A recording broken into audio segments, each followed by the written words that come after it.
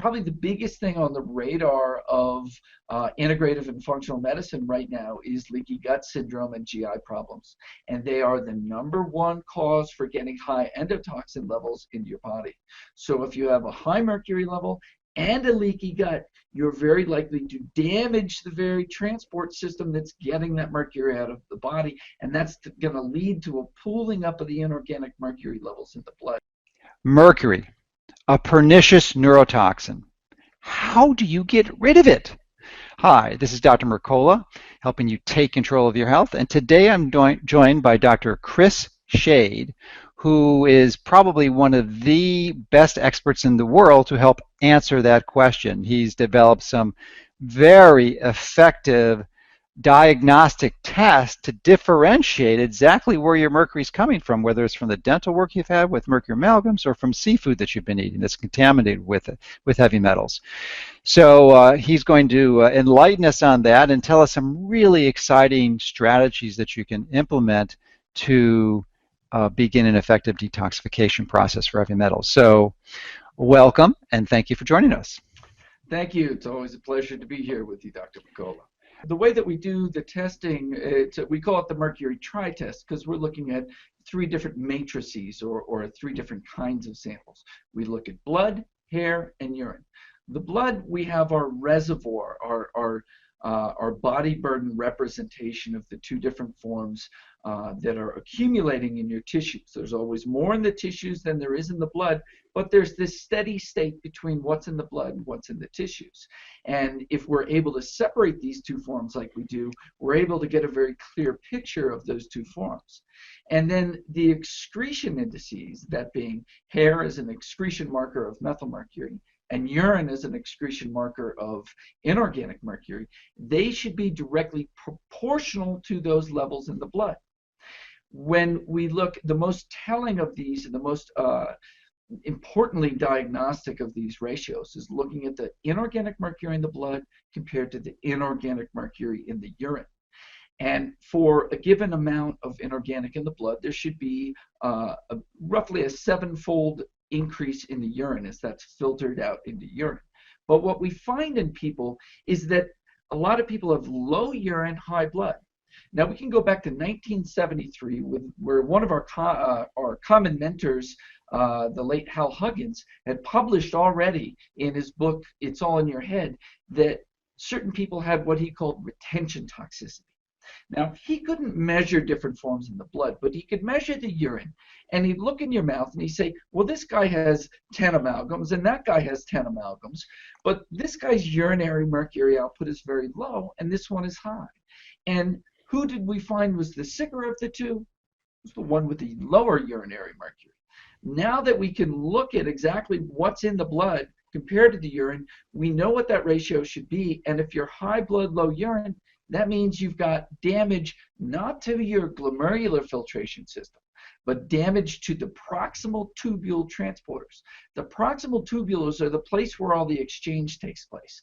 You filter crudely everything in the blood, and then you, in the proximal tubules, after the filtration, you pick back the things you want to keep, and you actively transport into the urinary flow toxin conjugates. And this is what we're measuring, that movement into the urinary flow of the toxin conjugates. And that area in the proximal tubules is very, very easily damaged.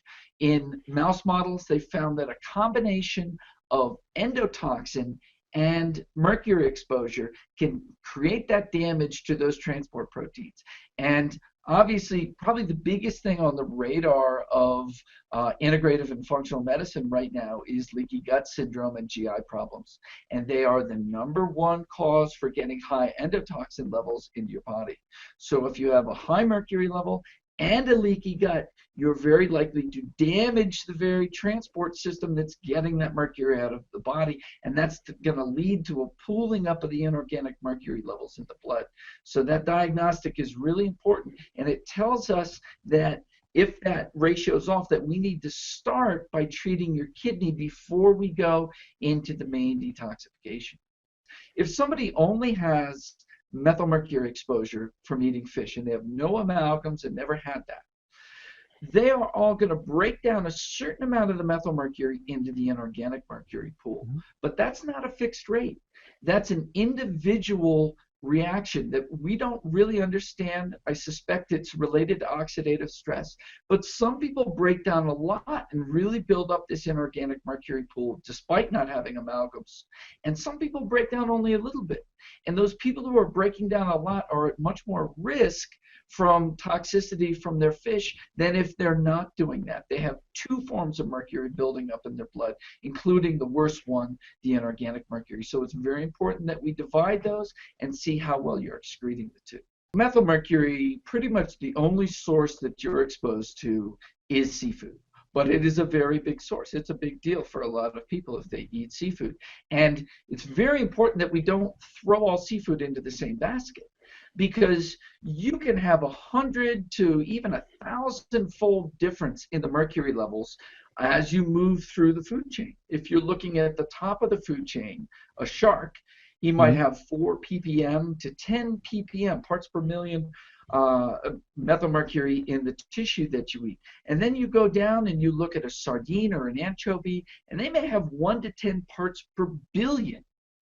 So, and then you move up into wild salmon, smaller salmon like coho and sockeye salmon. They might be in the 10 to 50 part per billion range. And that's still 100 plus fold lower than high level shark, high level tuna, and swordfish. So for fish eaters, it's important that they look down the food chain to get lower amounts of mercury coming in. In fact, a dentist I know, Dave Reggiani, I looked at his mercury levels and I said, well, you obviously don't eat any fish. He goes, I eat fish every day. And I looked at him, I said, sardines and anchovies? He goes, you got it. Yeah. And so it looks like he's not eating fish at all. Well, And that's a good point to expand. I'd just like to interject here because, what typically, if you go into the literature, you'll see the EP recommends to avoid tuna and swordfish and all the other classic ones. But I'd just like you to give your clinical, you kind of implied it now, but I'd like you to specifically mention it, that you said there could be 1,000-fold difference, which is it's literally eating 1,000 pounds of anchovies compared to 1 pound of shark. I mean, which is essentially like, a 2 or 3 year supply versus a yeah, one large meal of shark meat. Now, most of us don't eat shark meat, but whale meat would probably be even higher. I know people yeah. don't consume whale, but I suspect whale might be 10 to 100 times more than Oh shark. yeah. Oh yeah. And dolphin, when they're doing that in Japan, there was a whole controversy around there. Those are 100 parts per million. I mean, it's just crazy, crazy high. But the one that we hit that's really high is swordfish. We Mhm. don't do a lot of shark anymore, but we do a lot of swordfish. And swordfish is routinely 1 to 5 parts per million. And then high level tuna is routinely in the 1 to 2 parts per million range. And then low tuna, the small, like the skipjack and the chunk white, those will be, zero point 0.2 to 1 ppm. But then, you can look at those EPA numbers and they give you the relative range. Now, it seems almost like they're picking and choosing because their whole range is lower than everybody else's range, but the relative ranking is similar. So you can look at those fish that are on the low end and you can choose from there. But sea bass is another notable one. I have a great data set on myself coming down from a mercury peak that was from sea bass. Sea bass can be quite high. But the ones that I like people to focus on are salmon, especially wild salmon. The smaller ones, king salmon, eat that occasionally, but king salmon gets to be up into the lower tuna range, whereas sockeye, coho, pink salmon are down much lower. They're in the 50 to 100 parts per billion, and there you're pretty good. And then when you get down into kippers, anchovies, and sardines, you can eat them at will all day long, and you're never going to build up high levels. Inorganic exposure is dominantly from dental amalgam and the breakdown of the fish-based mercury into the inorganic form. I've seen a lot of people that once they start eating a lot of fish and they get their methyl mercury levels up above the 95th percentile, which would be for us is in the 7 to 10 part per billion range, they start building up enough inorganic mercury in the blood to look like they might have 10 or 15 or 20 amalgams, sometimes even more than that. So the amalgam is the dominant exposure. The fish Breakdown is the second exposure. Then we have smaller exposures to uh, airborne mercury. A lot of people worry about what's coming out of coal-fired power plants. To tell you the truth, I haven't seen people in those areas with no other exposures having high levels. So say they Hmm. have no amalgams, they have eat no fish, they do live near power plants. I don't see them with real high blood mercury levels, but we know So, this so is one exposure, but it's it's it's not mostly a the significant. contribution to increase in environmental mercury, It's a yes, because it not rains human mercury. down, right. It that form that rains down around the coal-fired power plants rains down quickly and immediately methylates to methyl mercury. It's very bioaccumulative. So the people in those areas that are eating the fish near the power plants, those people express that mercury more than directly through inhalation. Uh, I do have some cases where I've had some kids come in with exceptionally high inorganic mercury levels, and that's mostly traced back to spills of mercury in their houses. People, especially older houses, people used to have liquid mercury a lot for a lot of different reasons, mostly medical and dental reasons. And dad brings it back, and they have a bottle of it, and they play around with it. They break it, it spills, and it builds up. Once it falls through the cracks of a wooden floor or once it's in the carpet, it's there for decades. When there's inflammation in the GI tract, you stop the movement of toxins from the liver into the GI tract and you shunt everything to the kidneys. And so unless you can open up that liver GI path, you're overloading your kidney with toxins. And if you then try to mobilize all that mercury with a chelator, boom, they all hit the kidneys and further the damage. And so opening up that GI path moves stuff back into that liver GI. And in fact, a lot of people will say to us, wow, this IMD is so good for the kidneys. But it's never even absorbed. It never gets to the kidneys. What it does is it takes the pressure off the kidneys by restoring the natural dominant detox pathway that should be the liver to GI and out to fecal excretion. And so the Would first part of the detox is to clear metal out of the GI tract. would that also help decrease the endotoxin by improving the leaky gut? Absolutely, especially if the metals are then are contributing to the dysbiosis, which they do, and contributing to the inflammatory states that are causing the leaky gut. So GI binders when you have leaky gut is huge. So you've got metal-based GI binders, that's the IMD and the chlorella. Then you've got endotoxin binders. What's the best endotoxin binder? Charcoal, hands down. In Mm-hmm. fact, I love clay, and I'll use a blend of all these. Mm-hmm. I'll use IMD, charcoal, and clay because clay gets molds in food like aflatoxin, and it gets 100% bonding of aflatoxin, whereas charcoal doesn't get any. But for endotoxin, charcoal gets all the endotoxin, and clay doesn't get any.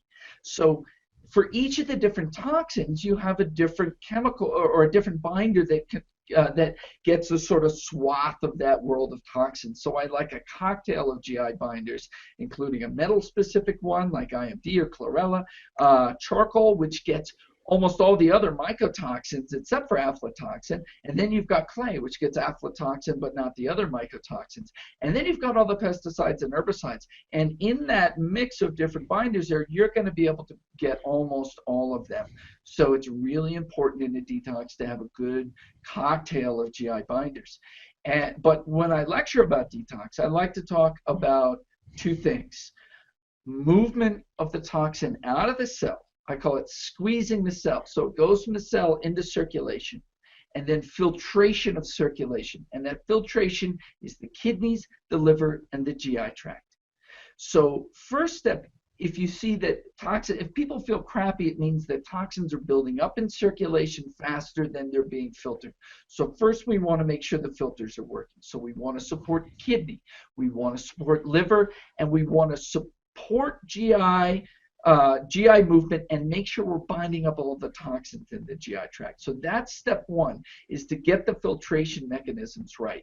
And then step two is to turn up that squeezing of the toxins out of the cells. And that involves upregulating these genes that control phase 2 and phase 3 detoxification.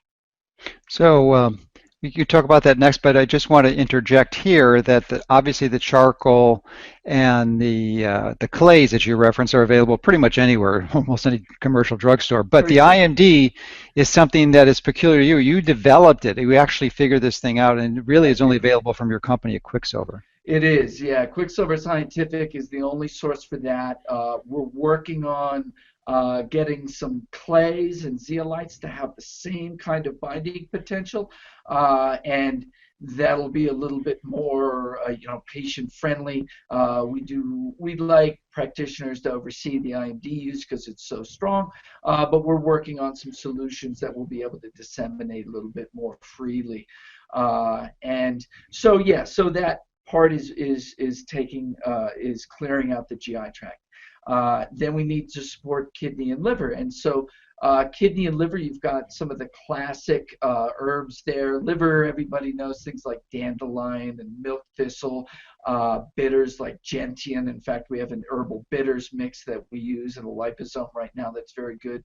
For the kidney, I think people aren't as familiar with some of the best herbs for the kidney. We all know cranberry. Okay, cranberry is a diuretic and makes you pee a little bit more. But my favorite is solidago or goldenrod, which is a common weed, but it doesn't make it into use as much. People know corn silk. Corn silk is good. But the goldenrod is probably, or solidago is probably the best one there. If you don't have access to that, go to a health food store and get any general kidney support mix, and there'll be a bunch of different good herbs that are in there. Try to isolate some solidago, maybe get that alone and take that. You can get a liver support mix, and that'll be a bunch of different liver herbs that are commonly known, and that will help you open up that filtration. You might add something like burdock in there as well for blood clearance. But dandelion is a good dandelion supports blood, liver, and kidney all together. And that's just to get you peeing and going to the bathroom well, to get all that moving out. And make sure you're drinking a lot of water. And things like tea don't hurt you there because they're going to make you pee more. They're diuretics. So once we've got that accomplished, then we need the biochemistry in place for turning up the cellular reaction. So that biochemistry involves glutathione, and the enzymes and transporters that work with it. That's glutathione transferase. That is the enzyme that's responsible for catalyzing moving the mercury off of the cellular proteins onto the glutathione. And there are several well-known nutraceuticals that upregulate expression of that. The most well-known and the most reliable is lipoic acid. And of the forms of lipoic acid, there's one called R-lipoic acid, which is the biologically active one. It is much more useful. Alpha lipoic acid does work, but that's a mixture of R and S. And it's like having D and L amino acids. The D amino acids don't work for you, and they occupy sites at the transport protein, so they work against you. That's what the S lipoic acid is. So the R is the effective one. But And you, then you, other things, you can go get ahead. our alpha lipoic though, can't you?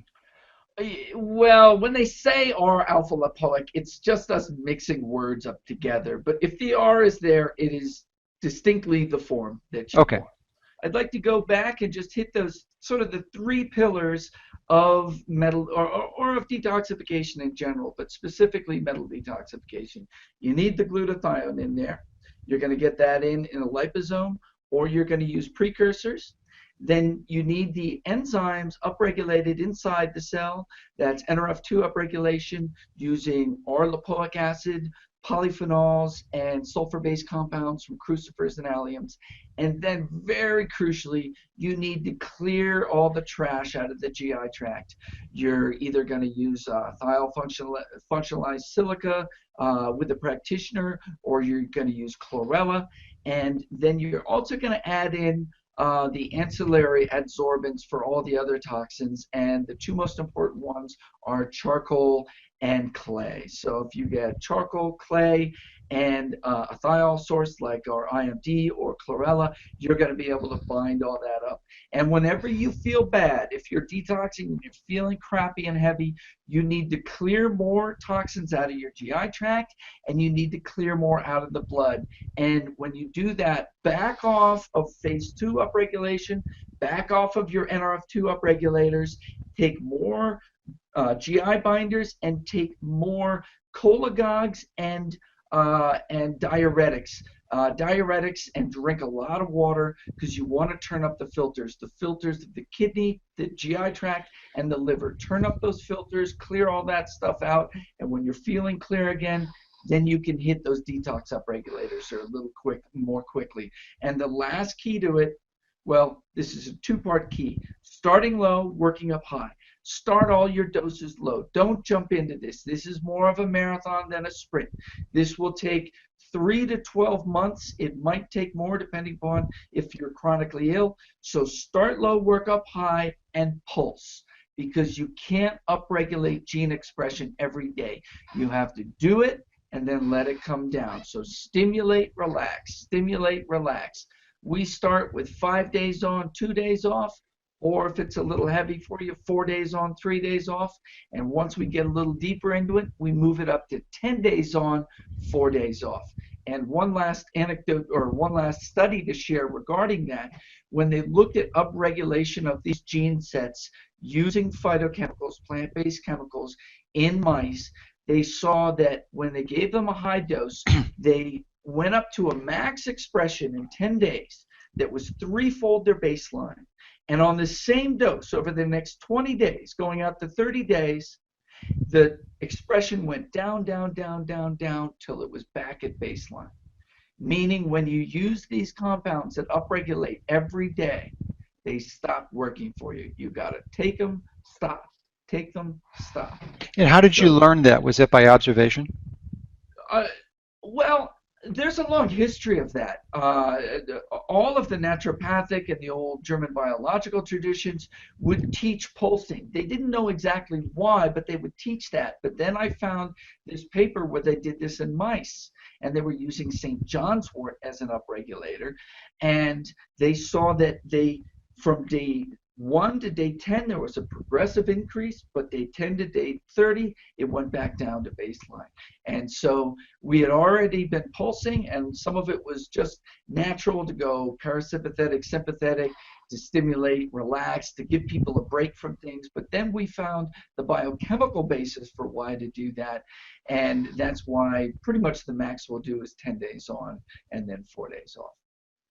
Okay, great. It reminds me too, because it's been a few years since I did your detox protocol, which, as I mentioned earlier, effectively was able to normalize my mercury levels down to healthy levels. That was, I remember very clearly, part of the process. And you explain it again reminds me that you've probably uncovered or reemphasized a really important clinical truth, that these nutrients need to be pulsed. And I'm actually going to modify, based on that I'm going to change and modify my recommendations, because I do think it's true. Makes a lot of sense. And if you take these nutrients, I mean, really beneficial nutrients, I can think of like curcumin and berberine, that if you take them all the time, you're going to run into problems. So I really appreciate your knowledge that you share with us today, and the opportunity to share it so effectively. And I'm sure we'll have you on again, because you've got a lot to share. Thanks so much. Thanks so much for watching. Remember, hit the like and subscribe button so you can get more videos that can help you and your family take control of your health.